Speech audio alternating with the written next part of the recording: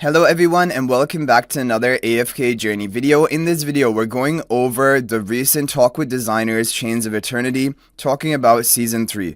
So as you guys probably know, January 17th is the date of launch of Season 3 for the global server. Let's get right into the information. So core seasonal modes, your game, your choice. In the upcoming seasons, we're excited to introduce a new reward system named Your Game, Your Choice. We've heard about this before in previous Talk with Designers, but this will actually be coming out, and it will be coming out in version 1.3.2. which will be the second update of the new season. So it will not be available right on the January 17th. We'll have to wait for the next update. But then what will happen is rewards from most game modes will be consolidated over a week of play. Their overall value will be increased and they will be delivered through the system. This ensures you'll have a steady flow of upgrade resources throughout the season. And as for the game modes which are going to be consolidated, they do talk about it a little bit later, but it is Honor Duel and I believe Arena as well, which is kind of interesting that Arena is also grouped up into this. But anyway, each week active players can earn one S-level soul sigil, which I'm assuming is the thing you need to just randomly acquire one S-level hero on your account. The randomness of it is why I'm not like a big fan of these soul sigils. But 20 hero exclusive temporal essences as well. So as for this, I'm not sure how these are going to be decided. Is it going to be like, for example, each week there's going to be a new featured hero that will have these exclusive temporal essences? Because it does say or rewards of equivalent value. So maybe like if you don't need those, like for example, if someone has a plus 15 OD, for example, and they're offering OD exclusive, then obviously you don't need them. So I'm not sure what is exactly going to happen here. We'll have to get more information about this. Now, Clashfronts.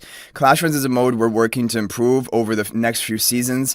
In the Chains of Eternity season, we'll be introducing several optimizations to enhance core gameplay, hero deployment, and battle experiences. These changes will include more balanced reward and promotion, demotion rules, as well as increased variety in real-time battle performance. Okay, so previously there was no demotion, other than for the legendary tier, the final tier. Now, I'm not sure, but variety and real-time battle performance. So they're making some optimizations to Clashfronts. That will be interesting to see how they play out exactly. Our goal is to provide an engaging experience for players who enjoy guild modes, offering clear objectives and strong motivation to fight, which I like. I think that it is important to have more guild content. At the same time, we'll keep the reward threshold low to accommodate more casual players, ensuring they can still earn plenty of upgrade resources for Celestials and Hypogeans just by participating in the Clashfronts event, which means probably even at the lower tiers, you're still going to earn the 10 Stellar Crystals, which it was like from the last season. But what I'm really hoping, and I want these different events to be rewarding more Stellar Crystals than before, because especially with 3 Celestial Hypogean heroes coming out, it's even more important to bump up the rewards. And even before, it feels kind of bad when you have an event and you only are earning like 5 Stellar Crystals for the whole event or 7 Stellar Crystals, because honestly speaking, that's like, it almost doesn't make a difference, because 5 Stellar Crystals is like 1/8 of pity. You need 8 of those events to even get a guaranteed copy of a Celestial Hypogean. So I'm hoping that is something that can be improved in the future, increasing the rewards. Once the core gameplay is optimized, we plan to increase the availability of this event, so get ready for an exciting new version of Clashfronts in the upcoming season. Magic Charm sources. In our previous Talk with Designers episode, we shared some upcoming optimizations for Duros Trials. Building on those changes, we'll be increasing the charm essence yield in the new season and introducing Nightmare Trials. So we've already covered this in a video, you guys can check that out. But basically, there will be Nightmare Trials, which will boost the rewards from your regular Dawnrise campaign sweeping. The Dawnrise Trials or Dawnrise campaign is basically exactly how the previous Duro Trials floors have worked. The higher stage you clear, the better your rewards. But Nightmare Trials are basically another challenge mission to even boost the rewards on all of your Dawnrise sweeps. So Nightmare Trials is just going to boost your rewards for charm essence, like the essence material, as well as the rate of higher rarity charms. So that is a good thing, but keep in mind, these Nightmare Trials are going to need very specific heroes. Like, they're going to have a lot of heroes locked. Like, I think there's only like 12 or 14 heroes which are actually going to be usable in each of the different Nightmare Trials. And so if those heroes are not built up well for you, you're just not going to be able to clear those trials. So that is an important point as well. With this new challenge, we aim to provide a greater sense of accomplishment as we earn more resources. Business simulation mode. I don't understand what this is. If anyone knows what business simulation mode is, please clarify. You can clarify in the comment section. Since the official launch of AFK Journey, we've received a lot of great suggestions about adding a business simulation mode. We're excited to announce that we're dedicating more resources to developing this feature, with the first version expected to launch around mid-year. So either way, this is going to be coming out mid-year, so like I guess June or July of 2025, but I'm still not sure really what this is. Reward upgrades and Paragon tier adjustments. Balancing the needs of players with different purchasing habits has always been a challenge. In the new season, we'll be rolling out significant reward boosts for our players through the new Your Game, Your Choice system. Our aim is to keep players engaged and motivated to continue progressing their heroes. The new Your Game, Your Choice system will combine the weekly rewards from Honor Duel and Arena, giving them a significant upgrade. So this is what I was mentioning. The rewards for Honor Duel and Arena, which is because Arena rewards are like, they're Arena coins, right? And they're going to combine that with Honor Duel and somehow give you like hero exclusive Temporal Essence as well as S-level Sigil. But I don't know. Hero exclusive Temporal Essences will be available in the Dream Store starting in the new season. These items will refresh daily. Okay, Dream Store, this is important. Their new Dream Store purchases for hero exclusive Temporal Essences. So if you've been saving up your Dream Realm currency, then you're probably pretty happy about this. I've always been spending it because I'm like, let's just go for Paragon upgrades. But yeah, this is really good. This is really great, actually, because the Dream Store really needs some valuable things to be buying now. After a thorough discussion, we've decided to introduce the following adjustments to rivalry stats in the first update of the new season, adding 2 new rivalry stats. So basically, Intimidation and Inspiration are going to remain. That is what is being mentioned here. And for Supreme Plus, Celestial and Hypogean heroes and Paragon heroes from other factions, so it is also going to remain the fact that even as Supreme Plus, your Celestial Hypogeans are going to gain their first round of rivalry stats. You'll be able to increase the rivalry stats for Celestial and Hypogean heroes after upgrading them to Supreme Plus, but the boosted stats for Celestial and Hypogean heroes upgrade to Paragon Plus 4 will be on the same level as those of Paragon 4 heroes from other factions. So that is what we've mentioned before. Basically, some of the rivalry stats are just being reallocated to Supreme Plus for Hypogean Celestial specifically. For main faction heroes, they don't have any rivalry stats at Supreme Plus. You need a Paragon and send them. Rivalry stat bonus apply exclusively to PvP battles such as Arena and Supreme Arena, and yeah, we know that. So it's only for PvP modes, but I think it also does apply to Clashfronts, for example, which is a PvP mode. Okay, for more details, the rivalry stats provided by Paragon tiers are not equally beneficial for all heroes. For instance, heroes like Damien and Smokey see minimal improvement from these upgrades. As a result, the difficulty of advancing their Paragon tier does not align with the benefits they gain. To address this imbalance, we decided to introduce 2 new stats, Inspiration and Intimidation, enabling support heroes to benefit more from rivalry stat increases at higher Paragon levels. So, I mean, it does make sense to an extent, but I want to talk about this. So the damage reduction, Paragon rivalry stat, as well as all of the other stats, basically, other than damage boost, were all valuable to support heroes as well. So like the energy generation, the damage reduction, the debuff focus, the resiliency, all of these were also valuable to Damien and Smokey. It was just the damage boost, which was not really as valuable to them as compared to a damage dealer. So the thing about Inspiration and Intimidation is I would understand it if, for example, like Damien's Inspiration, let's say it's 6%, is going to increase effectiveness of his own buffs by 6%. The problem is, though, that like your entire team, all of them are like contributing this Inspiration, and they're going to make Damien's like buffs 30% more effective rather than just however much percentage Damien has. So I would understand if Inspiration was like a stat to increase the effectiveness of your own buffs, the buffs that you apply yourself. But the Inspiration is like added up across the team, and then it's going to boost the buffs of all of your allies, anyone that they provide. So that's kind of the thing. That is why I feel like it is very strong. So definitely, the thing is, the Paragons are getting massively buffed, basically. That is what's happening with this Inspiration and Intimidation. So yeah, if you're at a lower Paragon level, it is going to be very difficult to compete with the higher Paragon people as compared to before. But I do also need to mention that there needed to be some buff to Paragon.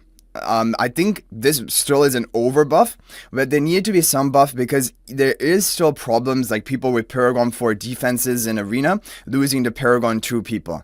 And even sometimes in a mirror match, sometimes losing, depending on what the team lineup is. So there was definitely a weakness kind of for Paragon 4 prior to this that could have been like taken advantage of. But now basically what it's going to mean is that a good solid defense on Paragon 4 level is not going to be breakable by a Paragon 2 player or below. I think pretty much not breakable. Maybe Paragon 3 has a chance, but Paragon 2 it's going to be really difficult. It's going to be more one-sided than before. Okay, heroes from Celestial and Hypogean factions are harder to progress due to their higher resource demands. With the introduction of the new Inspiration and Intimidation stats, the impact of tier gaps in modes like Arena and other competitive gameplay will be even more pronounced. To ensure fairer matchups, we've decided to adjust the rivalry stats for Celestial and Hypogean heroes, allowing heroes with similar progression challenges to compete on more equal terms. And this is just explaining why Supreme plus Celestial Hypogean heroes now have rivalry stats. And honestly, it actually does make sense because when you consider you need 14 copies of a Celestial Hypogean to take them to Supreme Plus, and you need 34 in total to take them to Paragon 4. So like another 20 on top of that 14 to go up 4 Paragon tiers. That is like that is kind of crazy how much you actually need to get them to Supreme Plus, and that is why they're getting some rivalry stats for all that investment that is required. Because when you consider other heroes like S-level heroes, you need 8 copies to take it to Supreme Plus, and then you need 6 is 12, and then 9 is 18. You need 30 more copies, so like 8 and 30 in order to take to Paragon 4 for a regular faction hero, and then for Celestial Hypogeans 14 and 20, right? So that is kind of the reason why Celestial Hypogeans at Supreme Plus do deserve some rivalry stats. Okay, off-season period and season duration optimizations. We've heard from some of you that the off-season and the 4-month season duration feel too long. To address this, we'd like to share our plans. The minimum number of days the server must be open to enter the ongoing season has been reduced from 40 to 35 days. Your server has to be 35 days old, basically, in order to enter the new season. We plan to divide each season into 3 interconnected phases, each lasting 35 days, plus 1 pre-season phase, all within the 4-month season cycle. While this may seem similar to the current 4-version season structure, each phase will offer richer content and progressive goals designed to keep you engaged and motivated throughout the season. So I guess right now in Global, we're in the pre-season, or maybe this hasn't even really started yet. Maybe this will be going on for the next season that we have. But yeah, okay, interesting. We'll be testing this new structure in the upcoming season and optimizing it during the 2nd and 3rd seasons of the year. More detail will be shared as the seasons progress, so stay tuned. That's it for this episode. Once again, we want to thank everyone for supporting AFK Journey, and we can't wait to see you in the new season. If you've been away for a while, the Rekindle Glory event is live, offering generous rewards just for you. As always, feel free to share your feedback and suggestions in our community forums. So what is this Rekindle Glory event? Basically, if you've been inactive for a long time and you log into your account, you're going to gain some like return rewards, which are pretty nice. And also you're going to have the rate up recruitment available again from heroes past Sinbad that you completely missed out on, for example. And if you do have that, I recommend Sonya. And Sonya is the #1 hero to be recruiting for. Maybe Tassi as well if you are a fan of PvP. But Sonya is the #1. She's going to help you in Dream Realm, and she's really important hero to get. Okay, so here are some event rewards.